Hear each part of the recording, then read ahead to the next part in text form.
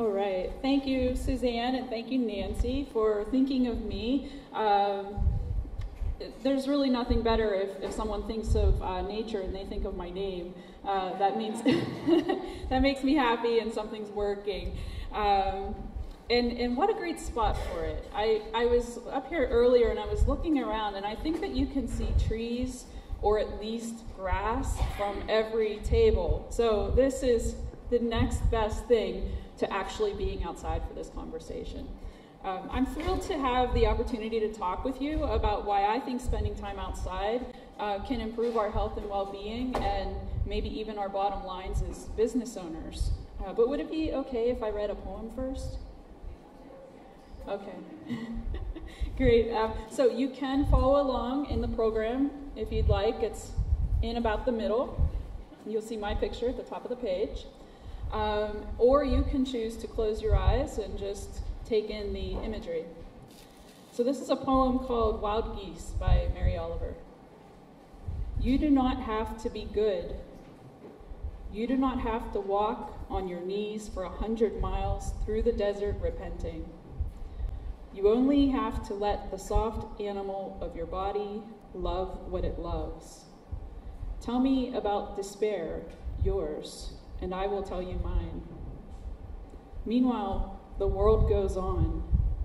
Meanwhile, the sun and the clear pebbles of the rain are moving across the landscapes, over the prairies and the deep trees, the mountains and the rivers.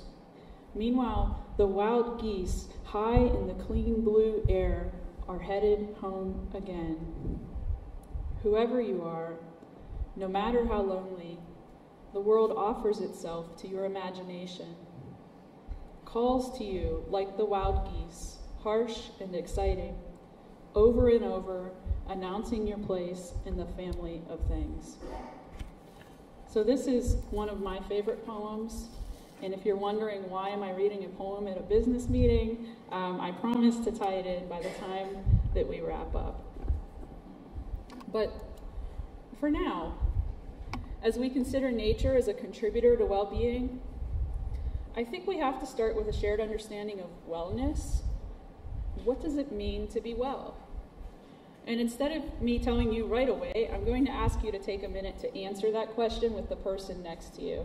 So the question is, what does it mean to be well? And literally, I'm going to give you a minute. So at about 30 seconds, I'll let you know it's time to switch. So let's go.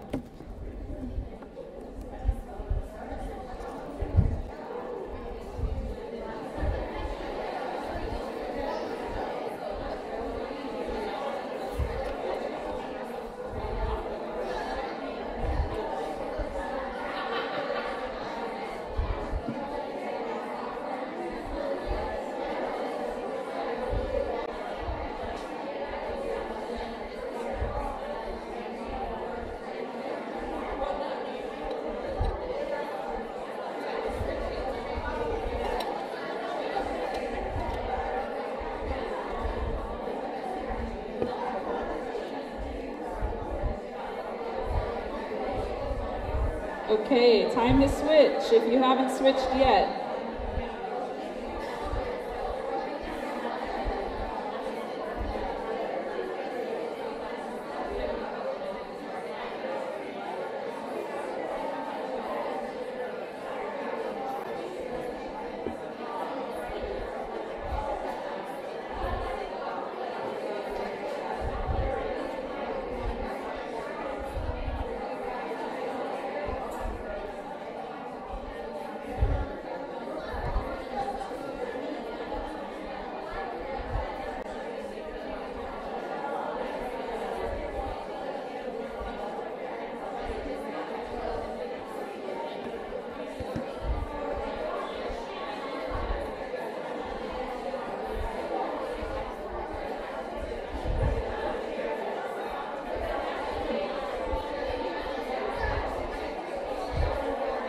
Okay. All right, I have to break up this conversation.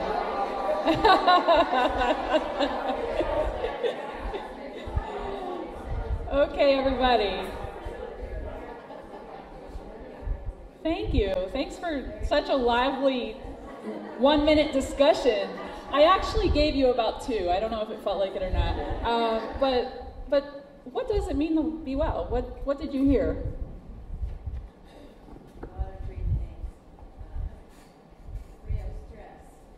Free of stress? Free yourself from stress. Okay, good. Yeah, what else? Happiness. Good. Say it again. To like yourself. Oh, that's huge. Okay, I heard balance here, and I was saying balance too, but also being having gratitude. Gratitude. That's beautiful. Yeah. Somebody else had a hand up. Taking care of yourself first, because everybody has to put themselves last, and then you can't really care for others you love. You don't care for yourself. Right? Absolutely. It's not just be well, not just your health, body, mind, all those things. Yeah. Whole package. Okay. Does anyone have one they're just really burning to say? Your attitude in the morning. Am I going to have a great day, or just going to be lousy? Oh, right. How you get out of bed. Was there a hand in the back? It's really your optimal level of health, but physical, mental, emotional, spiritual. Yeah. There you go. There's our definition. So as you can see, every person in this room would define wellness differently. But for me, it's when your physical health allows you to live your desired lifestyle. For me, a part of that is spending time outside. It's feeling well loved and being able to reciprocate. It's feeling that you're growing as a person and a professional. It's knowing that you're living in accordance to your core values, whatever those may be. And it's being aware of your needs and your boundaries and being willing to self-advocate. I'm not a wellness expert. Those are just some things that came to me as I reflected. I very much appreciated hearing from you as well, and hope that you'll have more time to reflect on it. So you personally may very well live a healthy, happy life and have a successful business without spending loads of time outside. But let me try to make the case for why I think you'll flourish if you spend more time in nature. First, I have to say, we're not flourishing as a society right now. We face a lot of issues at the societal level. We're overworked, overstressed, overweight, and overwhelmed. Is it any surprise that less than half of the U.S. population ages 6 and older spends time outside in nature? Less than half. And if you heard me right, I said 6 and older. That means a lot of children aren't getting outside. That's why Richard Louv, who wrote Last Child in the Woods, talks about a nature deficit disorder among children. And it's not just children, it exists with adults as well. We don't get enough time outside. This is part of why doctors prescribe time outside in nature. Doctors around the country are literally prescribing time outside. And you can see the jump from 2006 to 2018. So there's something positive happening here in knowing that we need to be outside. It's also why people are so intrigued by the Japanese practice of Shinrin-yoku, better known as forest bathing. Does anyone know what forest bathing is? A few? It's described as the medicine of simply being in the forest. Medicine for what, though? Some of the measured benefits of spending time outside include reduced blood pressure, decreased stress levels, improved sleep, higher energy levels, increased concentration, and increased creativity. We're going to talk more about creativity in a few minutes, but how important are each of these for someone who is running her own business? To elaborate on a couple of these benefits, I never flipped the slide. There they are. But I did? Oh, and then I flipped away? Let me know. I'm going elaborate on a couple of those. Yeah, okay, good, meant to. So in Japan, researchers have found that forest walks can decrease the stress hormone cortisol by 16%. So the first thing that was mentioned when we talked about wellness was not feeling stressed. Well, here's a part of the recipe for dealing with high stress. And by the way, RX include the Latin root of that word, or that term comes from the idea of recipe. So a recipe for healing.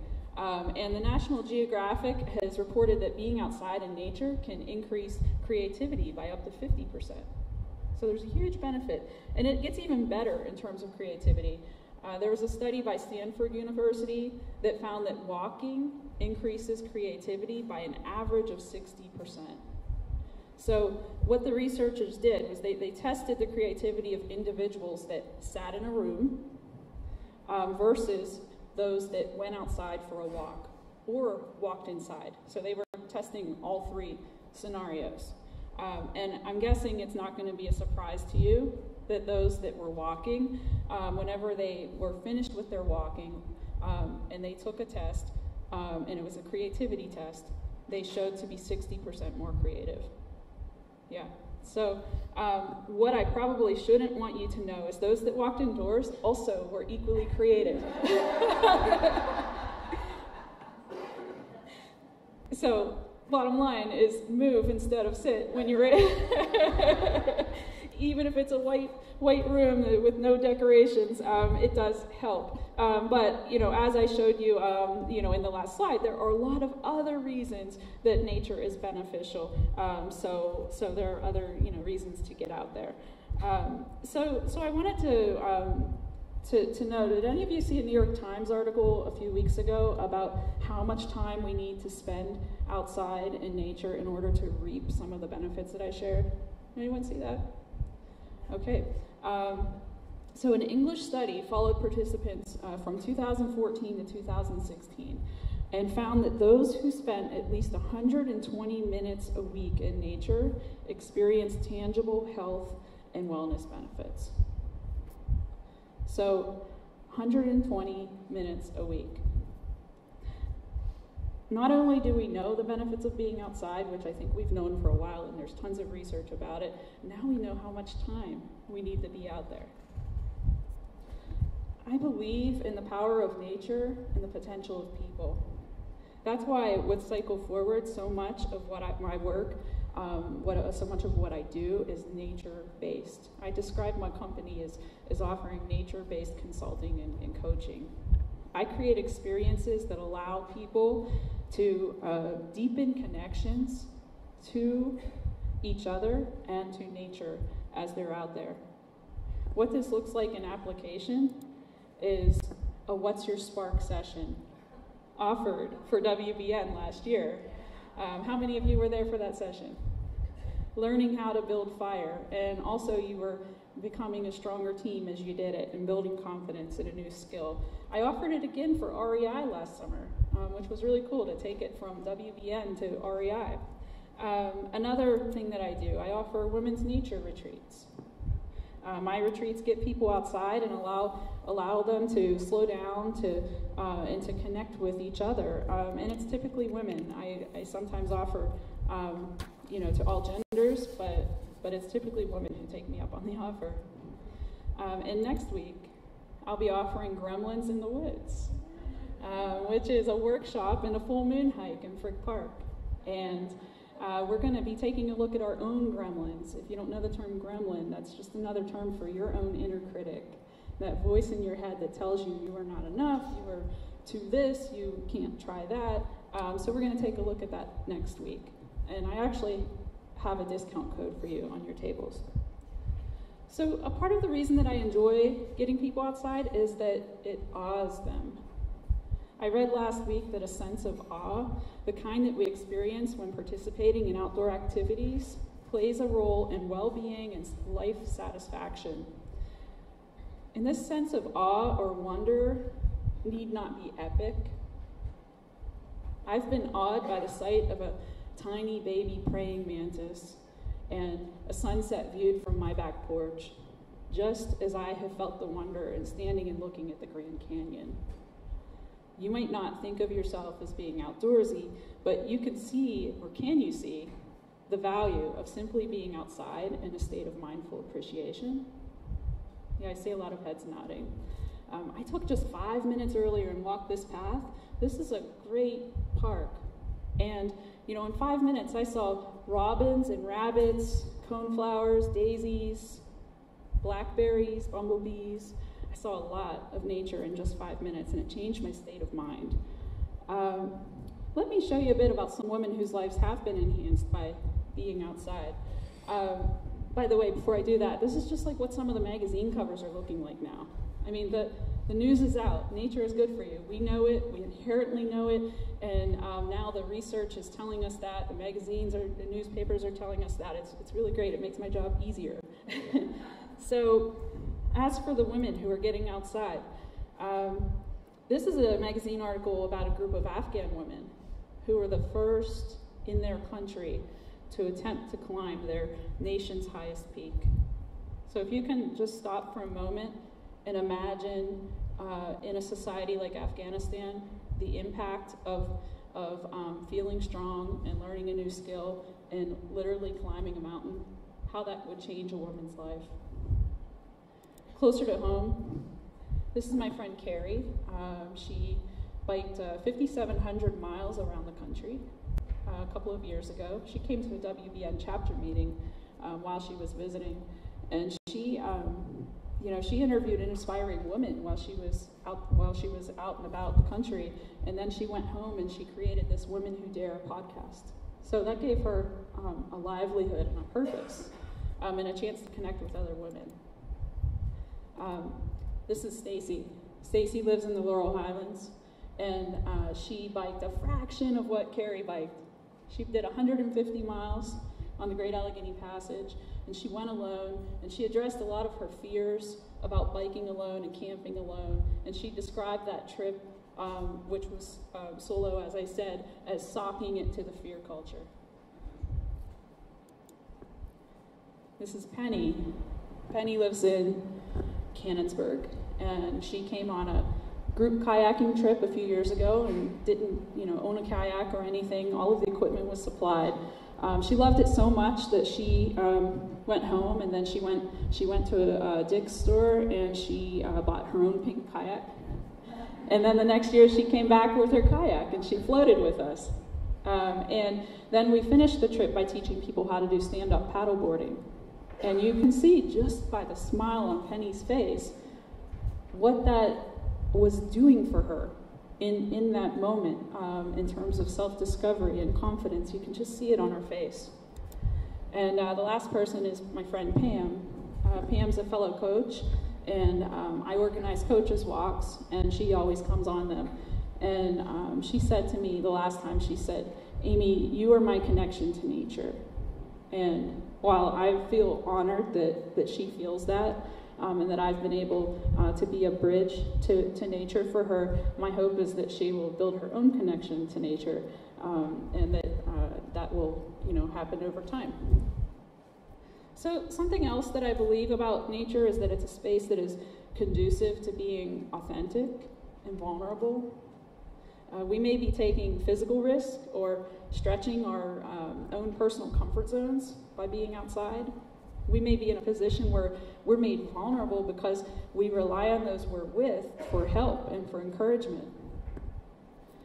Even in our mildest adventures and outings, we're making ourselves vulnerable.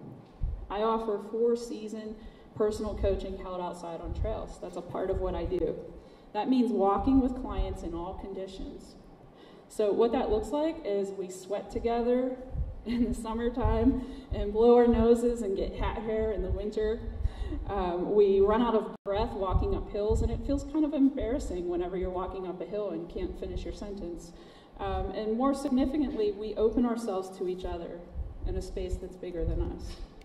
So there certainly is a tie between authenticity and the outdoors. Has anyone here heard of Brene Brown? Yeah, she's wonderful, and she's one of my inspirations. And in her book, Braving the Wilderness, she makes the connection between authenticity and true belonging. She says, true belonging doesn't require you to change who you are. It requires you to be who you are. What I take from this is that we've got to be authentic. And if others aren't down with that, then so be it.